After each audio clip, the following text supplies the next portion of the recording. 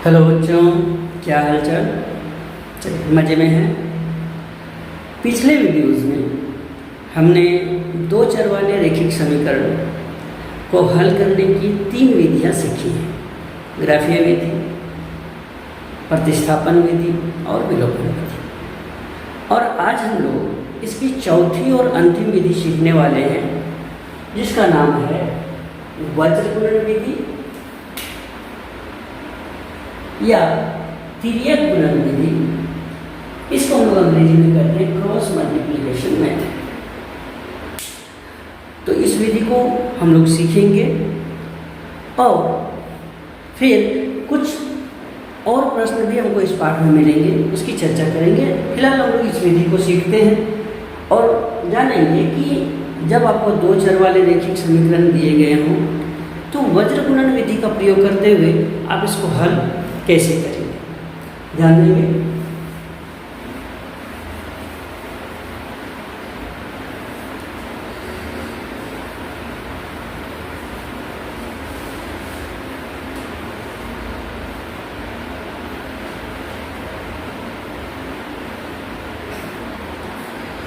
मान लीजिए कि दो चर वाला एक रैखिक समीकरण हमको दिया गया है। a1x b1y plus c1 is equal to 0 और दूसरा समीकरण को दिया हुआ है a2x plus b2y plus c2 is equal to 0। ऐसे समीकरण अभी तक हम लोग देख रहे थे। इसको हल करने की 3 विधि हमको पहले से ही पता है। हालांकि प्रतिस्थापन विधि के द्वारा भी हम लोग वज्र गुणन का सूत्र प्राप्त कर पाएंगे, लेकिन मैं इसको वीडियो को बहुत लंबा नहीं करते हुए आसान तरीका आपको बता रहा हूँ और उसी का प्रयोग करते हुए आप इसको बनाएंगे तो मुझको लगता है कि ये आपके लिए ज़्यादा आसान है। यहाँ पर ध्यान दीजिए कि जब भी आप वज्र गुणन विधि का प्रयोग कर रहे हैं तो आपको ध्यान याद एक चीज़ का रखना है कि ये जो C1, अभी देखिए कई बार समीकरण को हम लोग इस रूप में भी लिखते हैं 3x प्लस 2y बराबर 9, मान लीजिए ये टर्म है। वज्र गुणन का जब भी आप प्रयोग करेंगे तो याद रखिए कि ये जो अचर पद है इसको हम लोग बराबर के इस ओर ले आएंगे, यानी अगर बराबर के इधर भी है तो कोशिश करेंगे कि हम पहले उसको बराबर के इस ओर ले आएंगे, यानी इस रूप में हम लोग समीकरण को रखेंगे। अगर कोई समीकरण इस रूप में भी दिया है तो पहले हम उसको इस रूप में लाएंगे और फिर बाकी काम क्या करना बच्चों को ध्यान से समझिए। वज्र गुणन में यहाँ देखिए x है,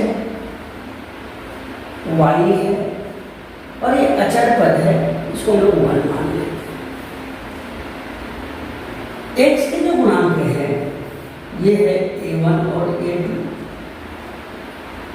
y के गुणांक है यहाँ पर b1 और b2 और अचर पर 1 के गुणांक हमारे लिए है यहाँ पर c1 और c2। इसको आगे हम लोग कंटिन्यू कर देते हैं a1 a2 b1 b2। करना क्या है यहाँ पर, इसको समझिए कि इसमें एक सूत्र बनता है, इसकी चर्चा हम लोग आगे भी करेंगे कि ये आया कहाँ से। जब आप x का मान लेते हैं तो x बराबर इस पद को आप छोड़ दीजिए, यहाँ से आगे चलिए। वज्र का मतलब होता है तिरछा गुणा, पहले आप इस तिरछे पद को गुणा करिए b1 c2 माइनस का चिन्ह दीजिए, फिर इसको गुणा करके आप लिखिए b2 c1 बराबर ये आएगा y बट्टे, जब y को आप लेंगे आप इस पद को छोड़ देंगे, यहाँ से आगे बढ़िए, इसको आप गुणा करिए c1 a2 और माइनस c2 a1 बराबर अचर पद 1 को लीजिए, इसको छोड़ दीजिए, यहाँ पर आगे बढ़िए a1 b2 minus a2 b1। तो यहाँ पर एक समीकरण हमको मिल जा रहा है, देखिए x बट्टे इतना बराबर y बट्टे इतना बराबर इतना। यही वज्रगुणनखंड विधि का सार है और इसी से ही हम लोग हल ज्ञात करते हैं चरों का। तो यहाँ पर से आपको ध्यान यही रखना है कि x बट्टे इतना बराबर y बट्टे इतना बराबर 1 बट्टे इतना होता है। यहाँ मैंने आपको एक चीज़ समझा रखा है कि जब भी आप रखेंगे चर को बराबर के ईश्वर रखेंगे।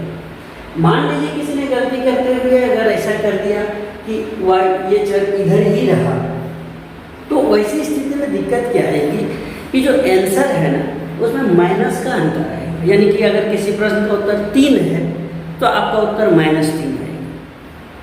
यानी उत्तर आपका अंक तो सही आएगा लेकिन चिन्ह का अंतर उसमें आएगा। लेकिन जब आप इस तरह से इसको हल करेंगे तो कहीं पर भी आपका कोई अंतर नहीं आएगा।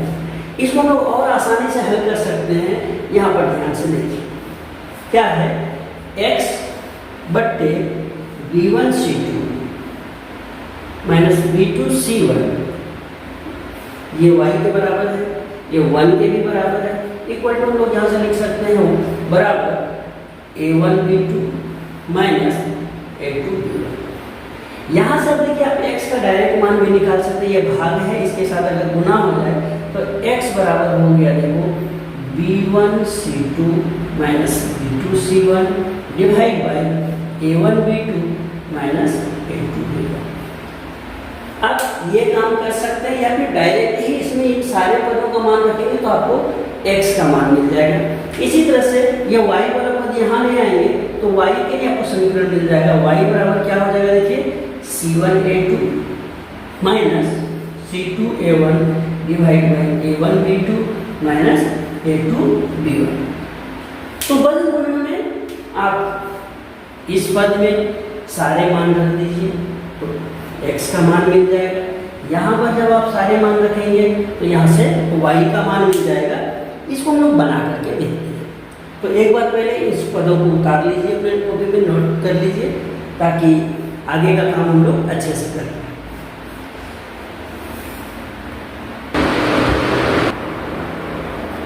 चलिए उतार लिया आप लोग, मिटा देता हूँ इसको। एक प्रश्न लेकर के इसको हम लोग अभी बना करके देखते हैं। थोड़ा मैं इसको बनाने देता हूँ, इसकी आवश्यकता पड़ने वाली है। देखिए क्या, मान लीजिए एक प्रश्न हमको दिया हुआ है और उसको हमको हल करना वज्रगुणन विधि से 2x + y is equal to 5 और दूसरा समीकरण है 3x + 2y is equal to 8। यह दो समीकरण आपको दिए गए हैं। ये हमारा पहला समीकरण है और ये हमारा दूसरा समीकरण है। तो मैंने प्रारंभ में एक बात कही थी कि जब भी आप वज्रगुणनखंड विधि का प्रयोग करेंगे तो इस अचर पद को बराबर के बाईं ओर रखेंगे। नहीं रखने से क्या होगा और उसको हम लोग बाद में चर्चा भी कर लेंगे। लेकिन यहाँ पर आपको ध्यान ये रखना है कि इसको हमको बराबर के इस ओर ले जाना है। क्या होगा, मान लीजिए ऐसा लोग चेंज कर लें तो हमारा समीकरण का स्वरूप कुछ इस प्रकार से होता है 2x + y + 5 है तो -5 बराबर 0। और दूसरा समीकरण हमारा हो जाएगा 3x + 2y - 8 is equal to 0। करना क्या है, ये दोनों समीकरण है और इसकी तुलना आपको करना है।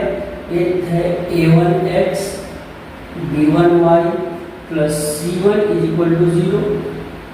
पहला समीकरण इस रूप में होगा, दूसरा समीकरण किस रूप में होगा a2x b2y + c2 is equal to 0। दूसरे की तुलना आपको इस समीकरण के साथ करना है। तो यहाँ पर देखिए कुछ मान आपको मिल जाएगा।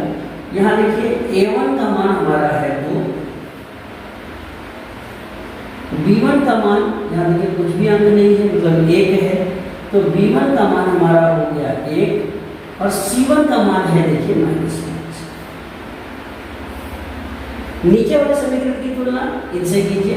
a2 के जगह पर 3 है इसलिए a2 का मान हो गया 3, b2 का मान हमारा है 2 और C2 का मान हमारा हो गया 8। इसको आप लोग लिख लेंगे, जगह थोड़ा कम पड़ता है इसलिए मिटाना पड़ता है। आप लोग लिख लेंगे, इसको नोट करते चलेंगे तो आसान रहेगा। करना क्या है कि जो मान अभी हम लोगों ने यहाँ पर वज्रगुणन के लिए निकाला है, इसमें ये सारे मान को आपको बैठाना है। क्या है देखिए, x बट्टे b1 c2 b2 c1, y बट्टे c1 a2 c2 a1, और ये 1 by a1 b2 a2 b1। मान जो यहाँ पर है इसी मान को यहाँ पर रख दीजिए। यहाँ लिख दीजिएगा वज्र गुणन विधि से क्या हो गया, x बट्टे b1 c2, b1 मतलब 1, c2 माइनस 8, तो b1 c2 का मान हो गया b1 यानी 1, c2 का मतलब हो गया -8। दूसरा है b2 c1, b2 मतलब 2, c2 मतलब 5, b2 मतलब 2 और c1 का मान हो गया -5। आगे चलिए y पर आइए, c1 a2, c1 a2, c1 का मान हो गया -5, a2 का मान हो गया 3। दूसरा है c2 a1, c2 मतलब -8, a1 का मान हो गया 2। रखिए इसको। आगे चलिए 1 बाई, तो यहाँ सारे मान हम लोग रख लिए। आगे बढ़ते हैं थोड़ा सा। यहाँ पर देखिए a1 का मान है हमारा 2 और b2 का भी मान है 2, a2 का मान 3 और b1 का मान है 1। क्या करेंगे, इसको हल करते हैं आगे। x बट्टे 8 एकम -8 माइनस माइनस प्लस प्लस बराबर y बट्टे 5 दिया -15 प्लस 8 दूनी 16। यहाँ देखिए 1 बट्टे 2 दूनी 4 -3। यहाँ पर हम करते हैं आगे। क्या है x बट्टे 10 से 8 गया तो मैं हो गया 2, y बराबर y बट्टे 16 से 15 गया तो 1 और ये हो गया 1 बट्टे 4 से 3 गया मतलब 1। अब देखिए x बट्टे 2, y बट्टे 1, 1 बट्टे 1। इसको अगर हम लोग आगे हल करें, यहाँ हम लोग लिख सकते हैं कि देखिए अचर पद के साथ इस पद की तुलना इस अचर पद के साथ करना है, बाद में फिर इस पद की तुलना भी इसी अचर पद के साथ करना है। क्या होगा देखिए, x बट्टे 2 बराबर 1 बट्टे 1 यानी x बराबर 2 बट्टे 1 यानी कि 2, x का मान आपको मिल गया। फिर क्या करना है, इस y वाले पद की तुलना करनी है। y by 1 equal to 1 by 1 that is y is equal to 1। तो इसका हल हो गया हमारा देखिए x बराबर 2 और y बराबर 1। तो इस तरह से हम लोग हल करके x और y का मान निकाल पाएंगे। तो इसको नोट कर लीजिए आप लोग और फिर इसको जो दूसरा सूत्र मैंने बताया है उसमें इसको बना करके देखेंगे। पहले इसको नोट करें।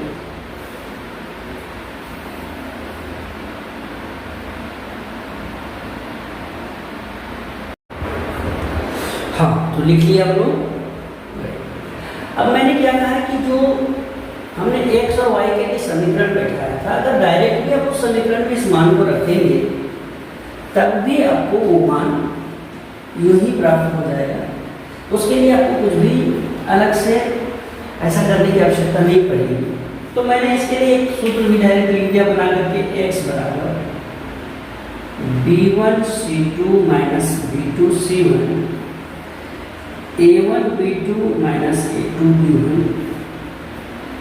यहाँ पर से आप x का मान निकाल पाएंगे। चलिए हम लोग पहले x का मान देखते हैं क्या होगा। देखिए b1 मतलब 1 c2 माइनस 8 माइनस B2 2